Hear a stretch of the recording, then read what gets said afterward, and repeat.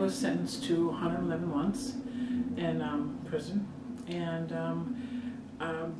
I knew Kathy McDonald, who was a chaplain in Shakopee Women's Correctional Facility for many, many years.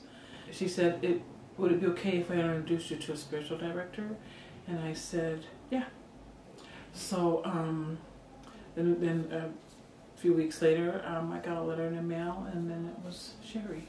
Mm-hmm. What's important to me is that I build a healthy family and a healthy lifestyle. And I don't think that could have never happened if, because I was coming from a very dark place in my life. Many, many years of living that lifestyle. And I think that what really made the difference is her light flashing behind prison walls. And what I mean by that is that she literally showed up so that I could see. And to me, that's what lights do, is they help me to see, you know. So she was a light in my life, and continues to be. And that's really made, I think, her devotion, her compassion, her love, unconditional love, was powerful. I've learned so much through Candace. Her determination and drive, and her passion for God is amazing. Some of the rough patches I watch her go through, and her just immediately turning to God and knowing that's where her strength was coming from. And for me, it was just, you know, she talks about me being light, and it's like, all I really had to do was show up. Just show up.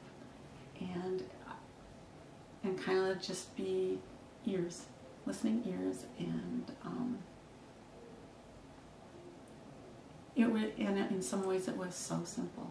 It wasn't like you had to know anything really. You just had to show up, and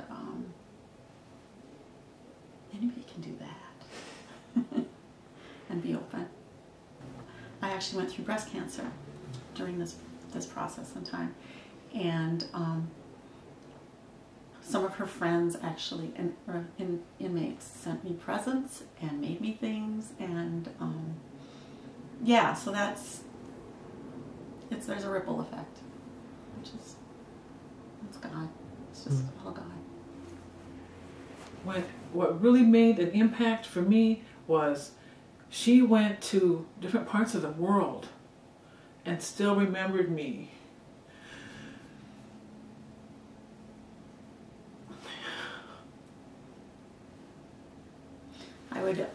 We would travel, and I'd always send her a postcard.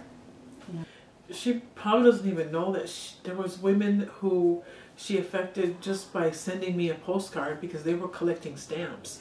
And so they would, you know, whenever I got a mail from somebody, they were like, Candace, did you get a mail from your spiritual director? Where's she at this time? And you know, they would collect her stamps. So it was a big deal for them too. I mean, you know, so those little tiny things, I mean, collecting stamps in prison. I mean, you know, I wouldn't do it, but other people did it, and that was enthusiasm. To me, that was the spiritualization is what I'm gonna call it, because that's what it was. It was a process that her energy moved from around the world, clear into that place, and made it worldly for somebody in there who you know, and that person is doing well today too. I mean, you know, I mean, really, because, and she collected stamps of all things, you know, so it was just incredible, the whole process, and that's what really gave me permission to trust, you know, and she listened without judgment when she showed up, and because of that consistency and that persistence, it gave me permission to trust and accept myself. And it was so simple. It was so simple, and yet really that's beyond comprehension, because people aren't willing to do that simple thing because of their own fears. And really that's not really what is going on. We're probably in a prison of fear more than anybody else, because we're afraid to say who we are or what has happened to us, or the family of our origin either. But it's just an incredible experience. It really is.